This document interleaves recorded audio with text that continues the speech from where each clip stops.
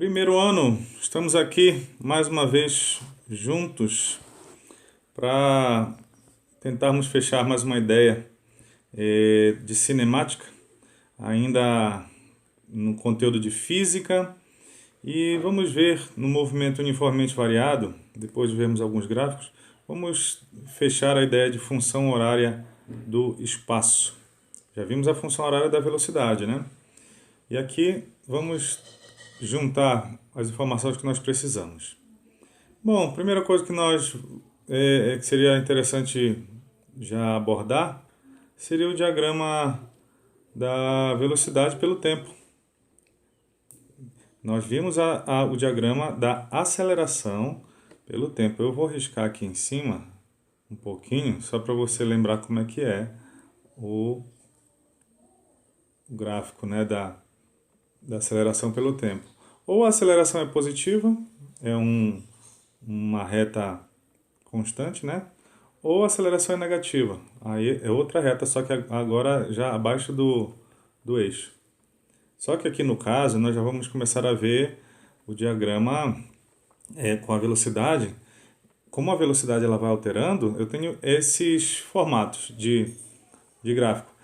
Bom, se a velocidade é positiva, ou perdão, se a aceleração é positiva, as velocidades vão aumentando. É o que está acontecendo aqui, olha. À medida que o tempo vai passando, a velocidade vai aumentando. Ó, à medida que o tempo vai passando. Então isso aqui é o que nós chamamos de movimento acelerado. No primeiro caso aqui, olha, a velocidade ela já é positiva, ou seja, está na mesma direção da direção do deslocamento. Então é progressivo, já que ela é positiva, né? E ela vai aumentando. Então, se ela é positiva e vai aumentando, isso é um movimento acelerado. Só que do lado aqui, a aceleração ela é negativa, ou seja, ele começa retrógrado, tudo bem? Mas a aceleração vai aumentando. Então, se a velocidade está puxando ele para trás e a aceleração está jogando ele para frente, isso é um movimento retrógrado, porque ele está com a velocidade apontando para a direção negativa. Só que ele vai diminuindo, né? Então, nessa primeira parte aqui, ele é retrógrado e retardado. Bem nesse ponto T', ele muda de sentido, porque ele estava indo no sentido contrário das posições. Ele zera para poder virar para o sentido positivo. Então, a partir do ponto T', ele começa a ser um movimento progressivo, porque a velocidade está na mesma direção do deslocamento das posições positivas, só que agora acelerado, ele vai aumentando. Nesse caso aqui de baixo, a velocidade inicial é negativa, então ele é retrógrado, e cada vez mais ela vai ficando mais negativa, ou seja, ele é acelerado, porque ele vai aumentando as velocidades, só que no sentido negativo. Diferente desse último gráfico, que a velocidade inicial é positiva, ou seja, ele é progressivo, só que ele está freando, olha aqui, a velocidade vão diminuindo. Freando, freando, freando, no tempo T' ele para e muda de sentido, ou seja, as velocidades começam a ficar negativas, ou seja, ele vai apontando para trás agora. Então aqui é retrógrado e acelerado, porque ele vai ver, tá vendo que a velocidade dele vai aumentando negativamente. Então essas seriam as possibilidades. Nós sabemos que é possível que esse gráfico, já que ele vai aumentando, forme um triângulo. E triângulo você já deve ter visto, né, como é que se calcula a área de um triângulo. Só que muitas das vezes esse vai ser o formato da área que vai ser formada abaixo desse gráfico. E você já sabe que se nós calcularmos essa área, a área dessa região vai ser igual numericamente a um deslocamento. Vimos isso no movimento uniforme, mas só que era mais fácil, era um retângulo. Bom, se acontecer de ter uma área com esse formato, que no caso é um trapézio, você precisa saber calcular essa área. Trapézio, normalmente ele se apresenta desse jeito aqui, tá? Em que esses dois lados são as bases, uma base maior, outra base menor. As bases sempre são paralelas, tudo bem? E esse lado aqui vai ser a altura.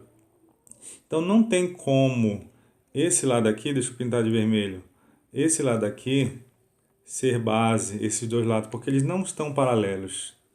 Identifique desse jeito que sempre vai dar certo. Então, a área de um trapézio é base maior mais base menor, vezes a altura dividido por 2. Identificando isso na figura, vai ficar fácil para você. Fechando a nossa ideia aqui, temos a função horária do espaço. Bom, temos essa cara da função horária do espaço, em que cada termo ele é bem relevante para nós. Esse S vai ser a posição final. Já vimos isso em muitas fórmulas, né? Até mesmo a fórmula do ΔS. S0 vai ser a posição inicial, ou seja, a posição em que o móvel começa o movimento. Temos esse V0, também já vimos ele, vai ser a velocidade inicial, já que o móvel vai acelerando, ele começa com uma velocidade, essa vai ser a velocidade inicial, vezes o tempo. Por isso que é uma função horária do espaço. Horária porque está ligada ao tempo, e espaço porque ela determina a posição do móvel. Esse A vai ser a aceleração. Então, posição final, normalmente em metro ou quilômetro. Posição inicial em metro ou quilômetro. Velocidade inicial, normalmente em metro por segundo ou quilômetro por hora. E aceleração, normalmente em metro por segundo ao quadrado ou quilômetro por hora ao quadrado. Fechando, nós temos o tempo ao quadrado. Essas seriam as peças, né, da nossa função horária do espaço. Então, se você for perceber, nós temos um exemplo aqui embaixo de comparação. Deixa eu jogar ele para cá para cima. Dá para perceber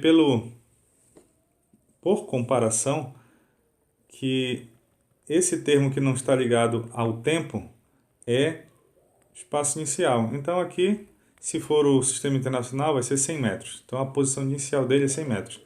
Está vendo um termo que está ligado ao tempo? Isso vai ser velocidade inicial. No caso, 15 metros por segundo. E tem um termo que está ligado ao t ao quadrado. No caso aqui, né, na equação, a sobre 2 e na de baixo, 8. Bom, qual é o número que dividido por 2 dá 8?